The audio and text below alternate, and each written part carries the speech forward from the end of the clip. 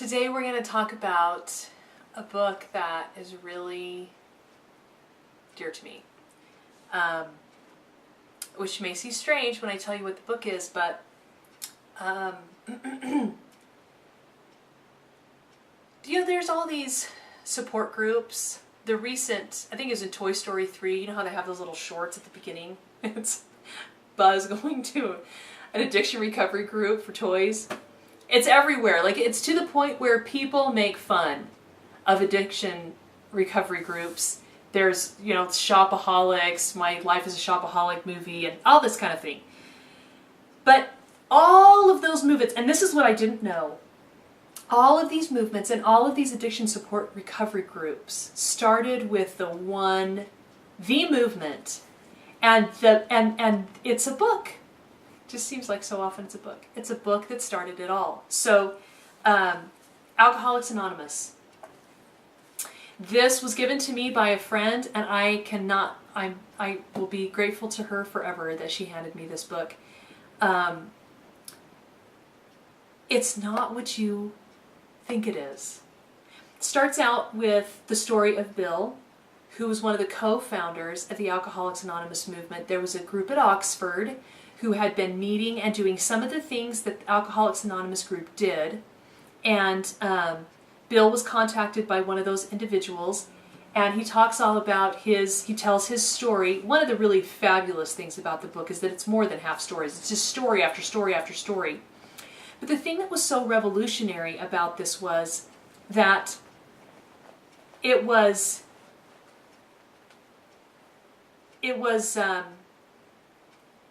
what am I trying to say? It was about sobriety, like overcoming alcoholism forever.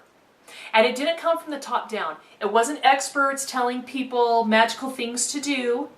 It was alcoholics helping alcoholics. And what you don't expect to get, now if you've read the 12 steps, that every program, and many of the programs, they probably copied the 12 steps like word for word, but you don't really get what they mean unless you go to the original source. Bill met Bob, and from Bob's first day of sobriety dates the origin of Alcoholics Anonymous, and after about a year or 2 years, they had 100 people that were permanently sober, and the movement was growing. And so this is the other really cool thing about it, that when they realized that they had some answers, they didn't want to capitalize on it. Like, it was never about money. It was really only ever about helping people. And so they had Bill basically wrote the book, and then they published it anonymously. In fact, if you go to his Wikipedia page, you can find pictures of him online, but they're harder to find.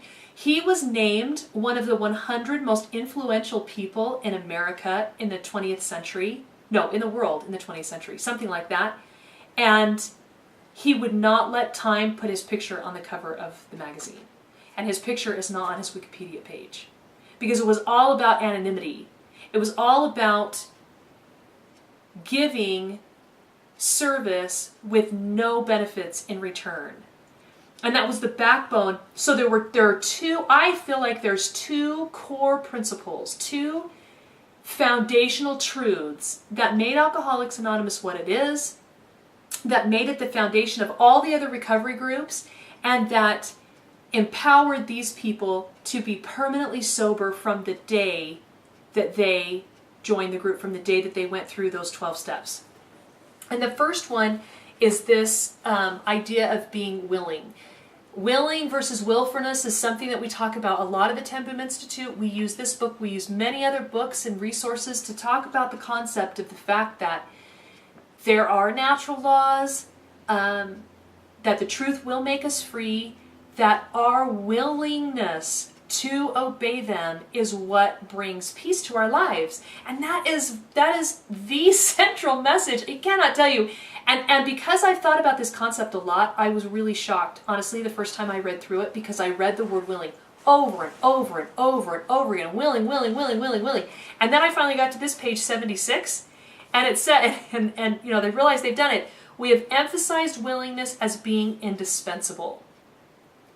And they say several times, the only people that did not get sober were the ones who were holding onto stuff, the ones who were unwilling to completely clean their plate, to completely forgive all their resentments, to do every single step with absolute honesty. I mean, like, the book explains how to do the steps, and when you write down your inventory and you confess it to another human being, which is basically the religious principle of repentance, you not only write it all out and then confess it to somebody else, you go back to God and you pray specifically to know, is there anything I've forgotten?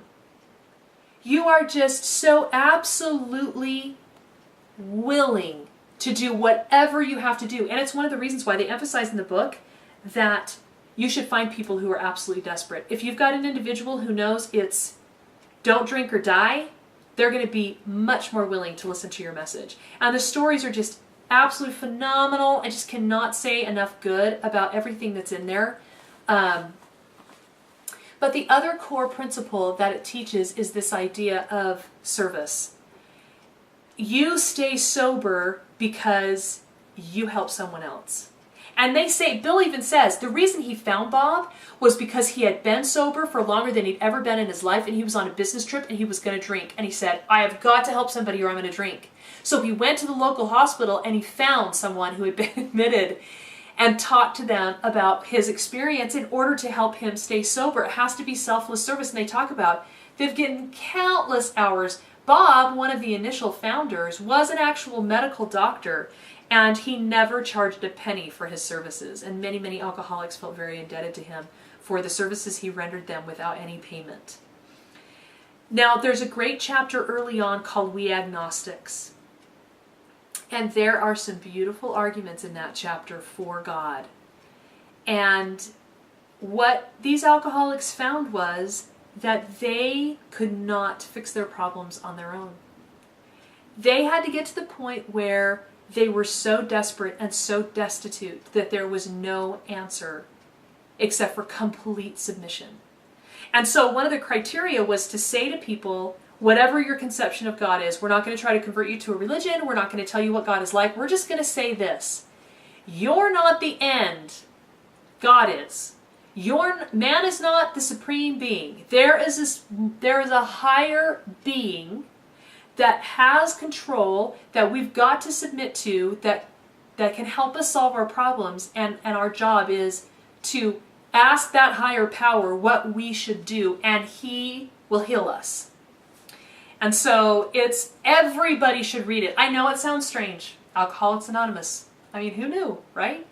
Strange, weird that we would recommend that you read it. But honestly, in the mentoring programs, in the book groups programs, everything we do, we highly recommend this book because it will strengthen your convictions in principles and truth, in God. It will show you how to be self-improving in your own realm. It will remind you of principles that you've forgotten to live and things that you can do to lead a happier life, and the absolute criticalness of helping our fellow men.